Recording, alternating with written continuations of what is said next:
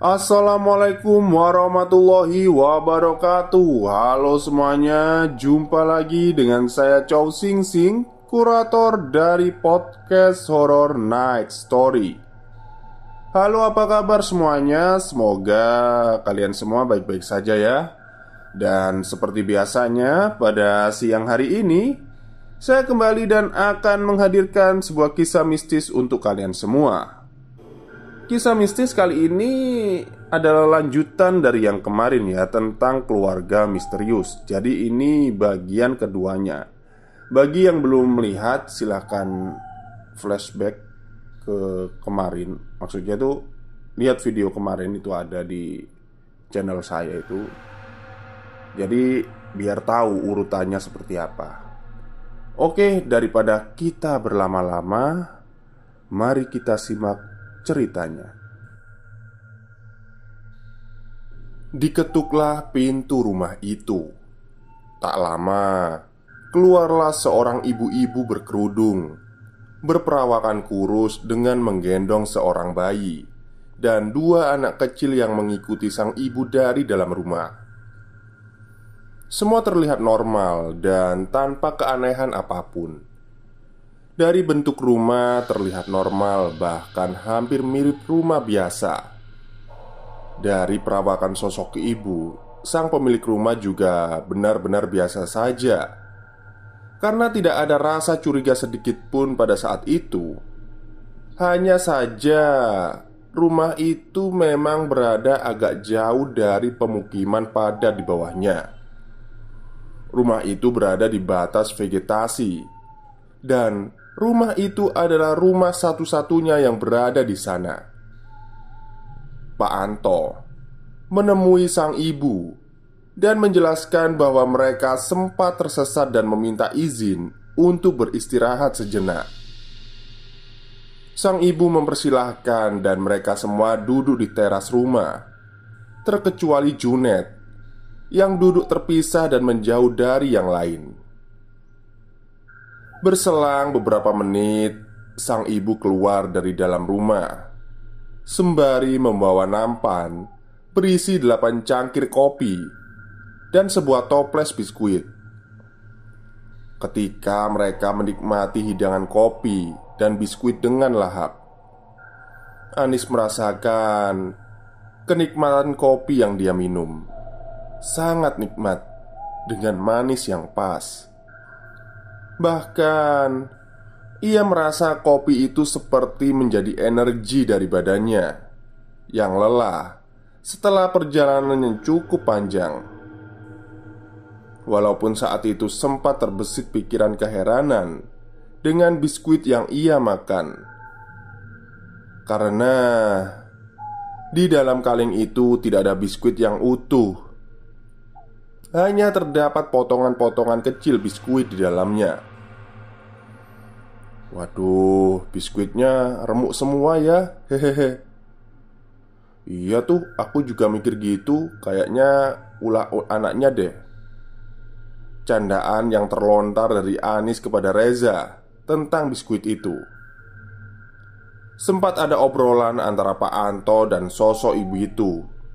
Bahkan si ibu sempat menanyakan datang dari mana dan bertanya kenapa bisa tersesat di dalam hutan. Obrolan itu berlanjut hingga Pak Anto bertanya, di manakah sang suami berada? Karena memang dari pertama datang hingga kopi yang semakin lama semakin berkurang, tidak melihat sang suami muncul. "Bapak di mana ya, Bu? Kok saya belum lihat dari tadi?" "Oh, Bapak lagi di masjid, Mas. Isya di masjid." Begitulah penuturan sosok ibu ketika ditanya di mana suaminya berada. Di sisi lain, Reza, Ocat, Anis melihat tingkah Junet yang semakin aneh. Junet seperti memikirkan sesuatu dan lebih sering menunjukkan tatapan kosong. Junet tidak mau meminum kopi yang sudah disuguhkan. Bahkan dia seperti menolak menatap ke arah teman-teman lain, tepatnya ke arah rumah. Sempat dipaksa, namun Junet tetap menolak dan lebih memilih tidur di sebuah tangga rumah. Sempat ada kecurigaan, namun Reza meyakinkan yang lain bahwa Junet hanya kelelahan karena perjalanan tadi. Walaupun pada saat itu Reza sempat berpikir, apakah ada sesuatu yang aneh dari rumah itu, apalagi dari sosok sang ibu yang menolong mereka. Tapi Reza lebih memilih untuk berpikir positif dan tidak akan menduga yang tidak-tidak. Memang, setelah kejadian di mana Junet meremas bahu Reza, Junet lebih sering diam. Dan ketika mereka menemukan sebuah rumah, tidak ada raut ekspresi senang dari wajahnya, berbanding terbalik dengan yang lain. Bahkan seorang Pak Anto yang dikenal tegas pun kegirangan karena berhasil menemukan rumah setelah tersesat di dalam hutan. Jam menunjukkan pukul 20.30. Pak Anto meminta izin kepada sang ibu dan berterima kasih sudah diberi tumpangan dan segala sajian yang diberikan. Anis dan yang lain berpamitan dan sempat mencium tangan sang ibu sebelum pergi dari rumah itu. Net, Junet, bangun, ayo pulang." Reza mencoba membangunkan Junet yang tertidur pulas di sebuah tangga rumah. Reza heran dengan tingkah Junet. Junet yang seketika terbangun dari tidurnya tidak mau berpamitan dengan sang ibu. Junet memilih langsung pergi dan tidak mau melihat ke arah rumah sama sekali. Bahkan dia meninggalkan secangkir kopi yang masih utuh. Walaupun Anis yang melihat kopi, Junet langsung meminum habis kopi itu tanpa tersisa sedikit pun. Mereka berpamitan dan berjalan menuju pemukiman dengan menyusuri jalan setapak.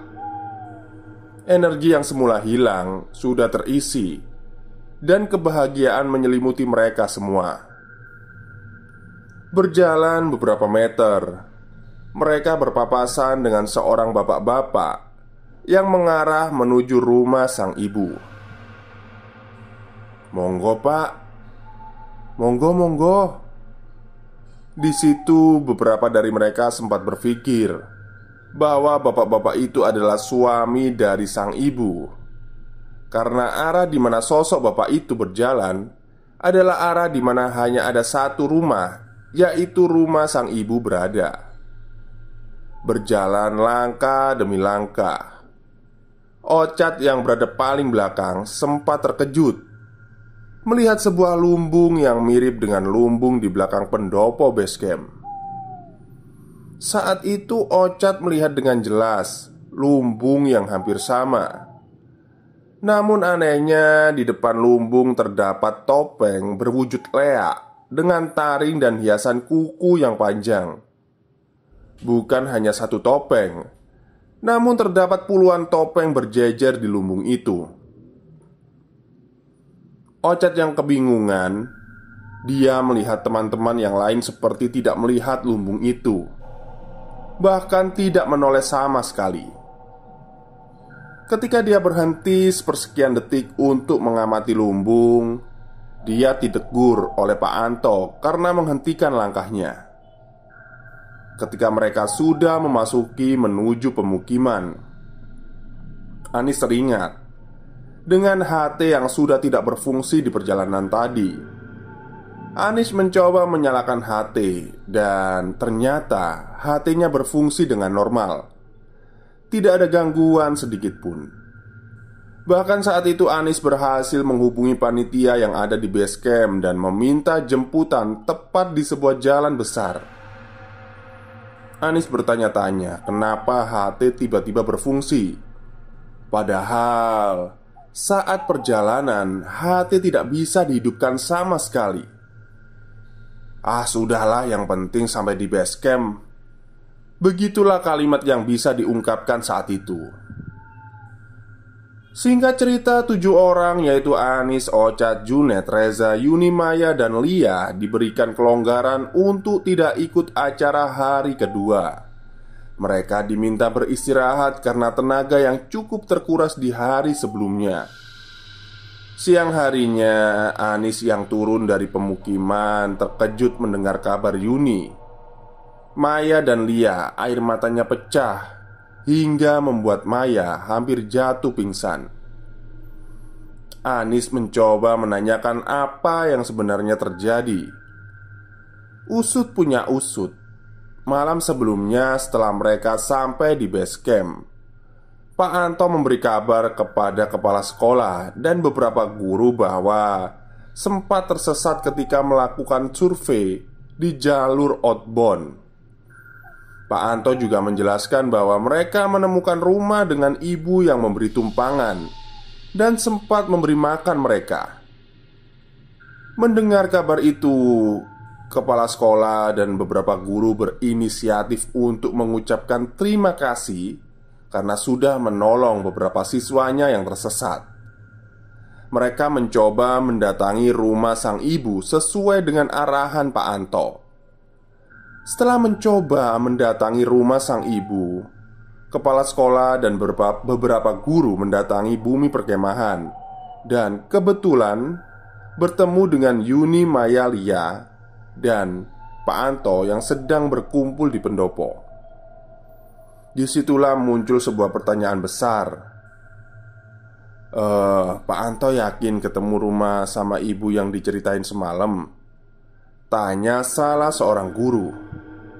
Yakin Pak. Kita kemarin ketemu rumah, terus ketemu ibu-ibu itu yang saya ceritain, jawab Pak Anto meyakinkan kesaksiannya. Emang kenapa Bu? Kita benar-benar ketemu kok, tanya Lia dengan raut wajah kebingungan. Di situ sang guru menjelaskan bahwa ketika mencoba mendatangi rumah sang ibu, ternyata titik rumah yang dimaksudkan Pak Anto adalah sebuah tanah lapang dan beberapa pohon. Bahkan sang guru sempat menanyakan kepada warga sekitar, dan memang di sana tidak ada rumah sama sekali. Salah seorang warga juga menjelaskan bahwa daerah itu sangat jarang dilalui warga, karena pada dasarnya daerah itu bukanlah jalan utama warga, karena di belakang tanah lapang itu langsung berbatasan dengan hutan. Yuni, Maya, dan Lia yang mendengar cerita dari sang guru sontak menangis. Bahkan Maya sangat histeris karena tidak menyangka jika apa yang dilihatnya bukanlah sesuatu yang nyata. Pak Anto yang tidak percaya kemudian kembali lagi ke rumah yang ia satroni kemarin malam. Ketika berjalan dengan jalan yang sama di malam itu, ketidakpercayaan Pak Anto seketika buyar ketika titik di mana rumah itu benar-benar sebuah tanah lapang. Pak Anto sempat syok dengan apa yang dilihatnya. Namun Pak Anto mencoba mencari informasi tentang rumah sang ibu. Ternyata pernah ada cerita di mana seorang ustadz diminta untuk mengisi pengajian oleh seorang ibu-ibu di titik alamat yang sama. Saat itu sang ustadz mendatangi rumah itu. Sesampainya di sana, sang ustadz hanya menemui sebuah tanah lapang.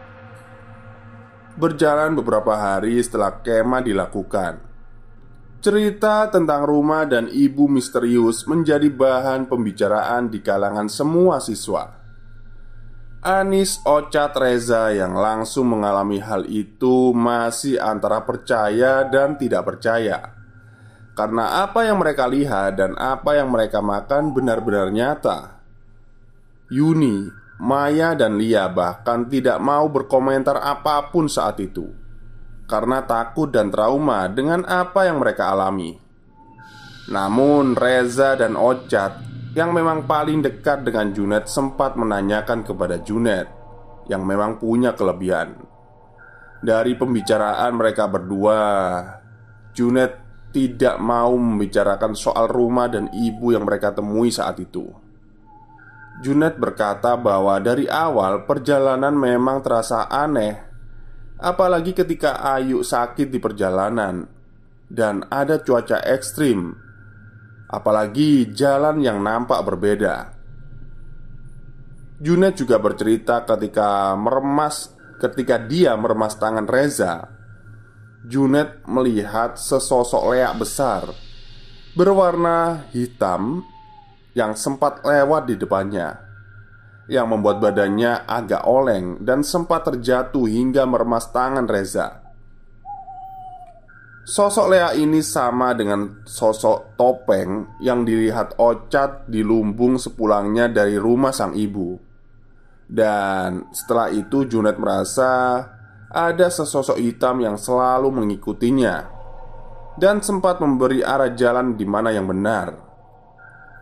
Ocat dan Reza yang mendengar cerita dari Junet sempat mengaitkan sosok hitam itu dengan sosok Rumas dan ibu yang mereka temui. Tetapi itu hanyalah sebuah dugaan, dan tak lama berselang mereka berdua bertemu dengan Anis dan menceritakan semua kesaksian Junet. Anis mempunyai pertanyaan besar dalam benaknya, apalagi setelah mendengar cerita dari Reza dan Ocat. Kemudian Anis teringat dengan tetangganya yang memang dianggap orang sakti. Sebut saja namanya Pak Roni. Anis menemuinya dan menceritakan semua yang dia alami ketika dilakukan kemah. Pak Roni memejamkan mata dan kemudian menjelaskan apa yang sebenarnya Anis temui. Pak Roni menjelaskan bahwa sebenarnya Anis dan teman-temannya sudah diberikan peringatan dari awal. Dari kejadian suara kaki di pendopo, cuaca yang tiba-tiba berubah, dan ketika Ayu sakit, sebenarnya sudah memperingatkan untuk tidak melanjutkan perjalanan.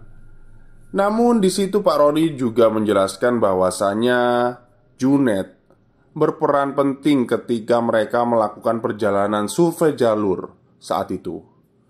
Bisa dibilang Junet mengerti jika mereka diarahkan menuju rumah itu. Dan sebuah rumah dan sosok ibu yang ditemui Anis sebenarnya adalah penyelamat mereka. Dan memang apa yang dilihat mereka hanya halusinasi semata. Sosok ibu itu sebenarnya adalah sosok hitam yang mengikuti Junet. Setelah melihat sosok Lea, sosok hitam itu tepatnya bersemayam di sebuah pohon besar tepat berada di tanah lapang itu.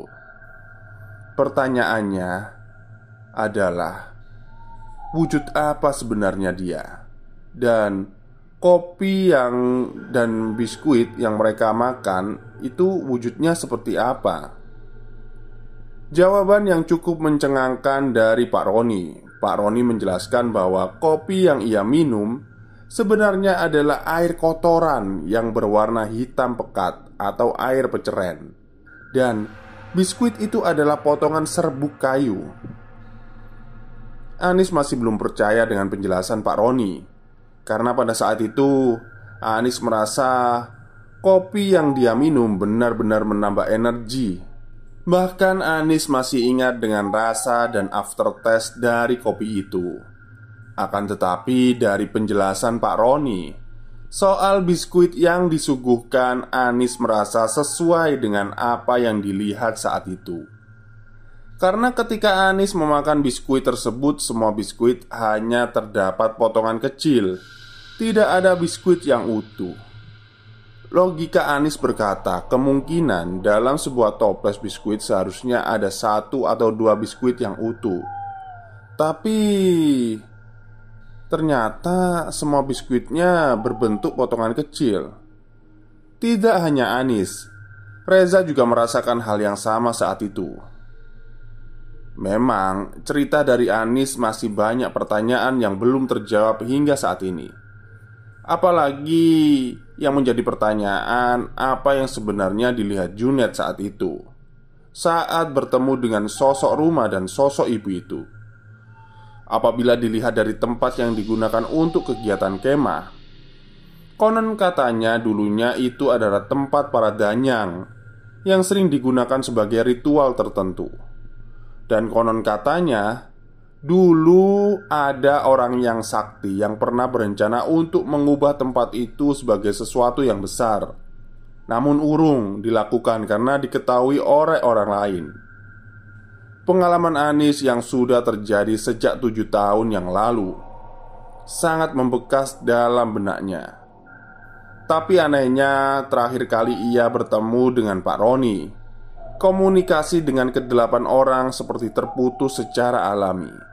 Entah sebuah kebetulan atau memang sesuatu yang direncanakan. Bahkan seorang Junet yang baru-baru ini berusaha dihubungi untuk menjelaskan hal itu tidak pernah merespon sama sekali. Hanya Ocat dan Reza yang mau membagikan ceritanya dan mencoba flashback dengan kejadian 7 tahun yang lalu. Sama dengan Junet, ketiga perempuan Yuni Mayalia juga tidak merespon ketika Anis mencoba mengajak mereka untuk bercerita kembali. Apalagi Pak Anto, yang bahkan sekarang tidak tahu di mana keberadaannya. Dikarenakan beberapa tahun yang lalu beliau sudah berpindah kerja ke tempat lain. Semoga cerita dari Anis ini bisa menjadi sebuah pembelajaran untuk kita semua. Mohon maaf bila ada salah kata maupun perkataan yang kurang berkenan. Selamat malam. Oke, itulah lanjutan dari cerita yang kemarin ya, tentang keluarga misterius. Jadi akhirnya terjawab semua. Ternyata itu adalah, ya saya sudah menduga sih, ternyata nggak ada rumah di sana, cuma tanah kosong. Dan kemungkinan yang menjamu mereka itu adalah leaknya itu ya. Untung leaknya baik. Kalau nggak baik mungkin mereka jadi tumbal. Baik, mungkin itu saja untuk siang hari ini. Semoga puasa kalian lancar. Jangan mokel ya. Baik, selamat malam. Maksudnya selamat siang dan selamat beristirahat.